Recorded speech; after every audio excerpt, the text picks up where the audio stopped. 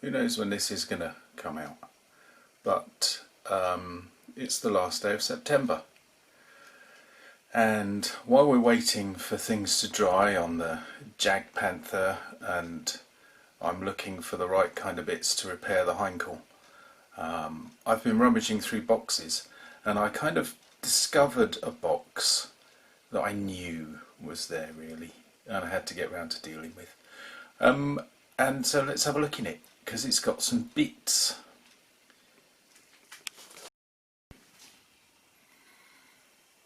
And the bits are as follows. It's daytime, and a very dark cloud came over about 4 hours ago, and it's decided it won't go away. So I've got a torch out to provide some kind of lighting and depth to what we've got.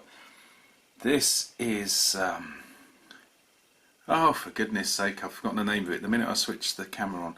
It's a Hawker by Airfix, and it's from when I was a kid, and it's a bit bashed up. So we'll repair that sooner or later. It is, ironically, it is one of my favourite aircraft. It is a sleek and slimline beauty. And Hawker came up with a bunch of aircraft, all variations on a theme to experiment with. See, that's gone as well now. Wind dynamics. I've got hydrotherapy in my head. At least the word deviant isn't there, but anyway. There we go. So that one needs a repair. Ages ago, when the computer was eating film, I was working on this, and I can't even remember. I mean, this is just outright, I can't remember what this is. And this is one of those models that was just permanently unlucky. I dropped it once, my wife knocked it over once, the lovely Mrs. Meltdown, the lovely fluffy cat knocked it over, and then something else happened to it as well. So in the end, a nice model is now a bit bashed up, and it's dropped one of its rockets as well. Who knows, maybe we will clean that one up as well. And I went for that camouflage because it's very different. One that we will be coming on to is see, I should have prepared for this, shouldn't I? I can't even remember the manufacturer. It's one of those Ukrainian manufacturers, and I can't remember the name of the aircraft. Hang on.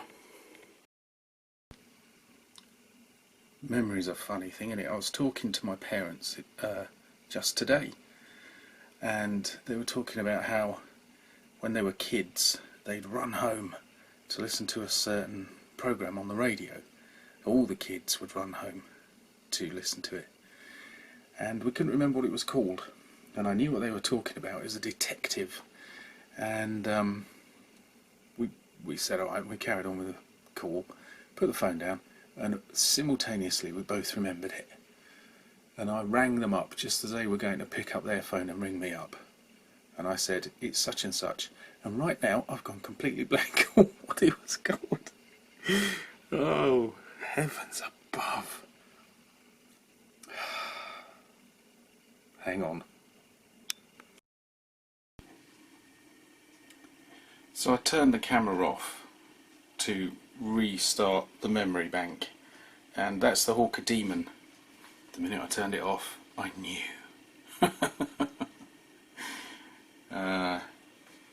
Whereas this one, I'm going to go to the computer and double check. That one I'm going to leave for the minute because my brain's just too gone. Anyway, that one I'm going to check because I think it's Mastercraft. But they do so many different versions of this one with different markings that we're going to have to double check.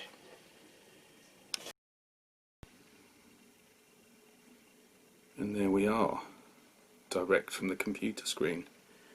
It is the PLZ-P11C, September 1939. And yes, this is Mastercraft Hobby Kits In fact, I think they're Polish, aren't they? Rings a bell. Anyway, don't feel you've missed out because I've got another one. God, the lighting's bad, isn't it? Anyway, there we are. So I'll do that one another day.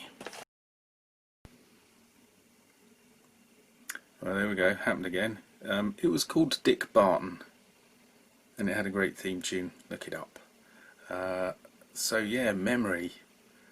Oh dear, it's a strange, elusive creature if ever there was one. Anyway, back to the models. You see, my attention is taken up with the fact that most of these models need some level of attention, and you see the problem there with that one. So, simple job. It actually, previously I just clipped it in. So, as long as we get the struts to make contact with the wing, we're on to a winner.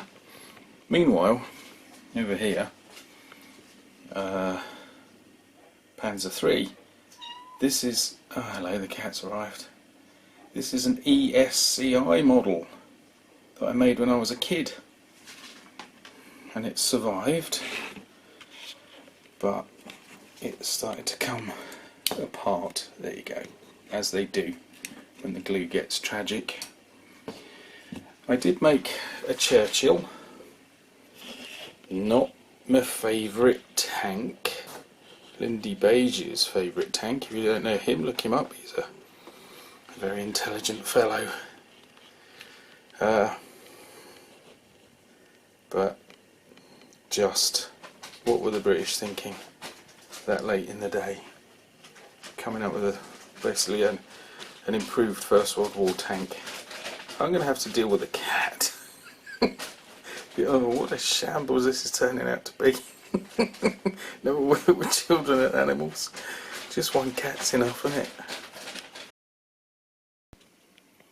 So here we are in a grotty back room. Here's the cat, and this is what she wants. Playtime with her blanket. Mad as a March hare at the end of September. What was that? It was nothing, wasn't it? She's hiding. I've got to chase her.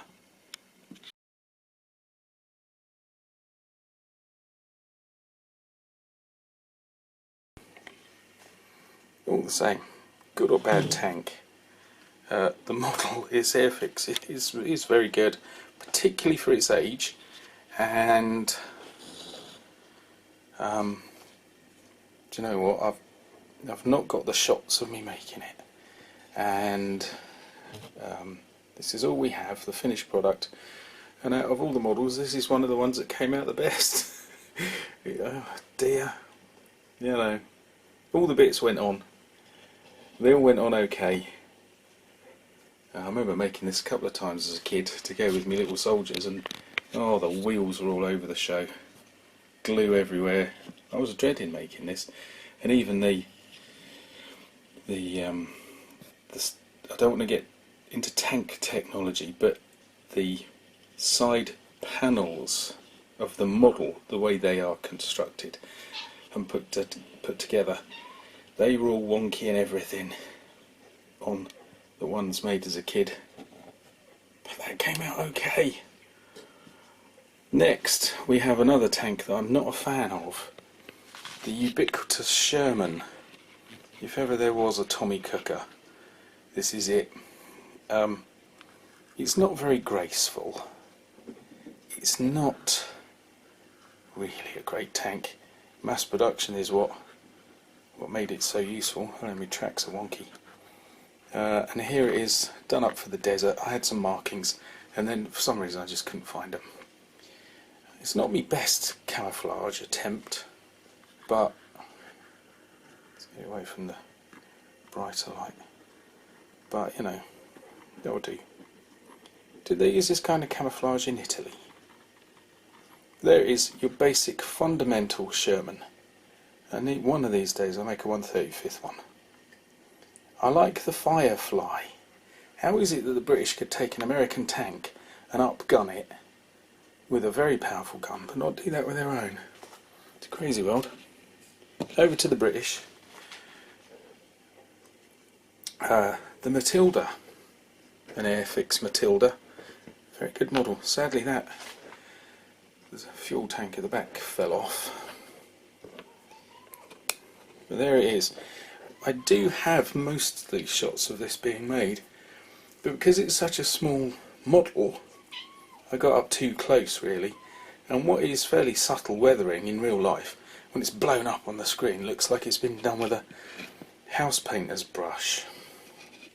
So I held back on this one. Needs a bit of a dust.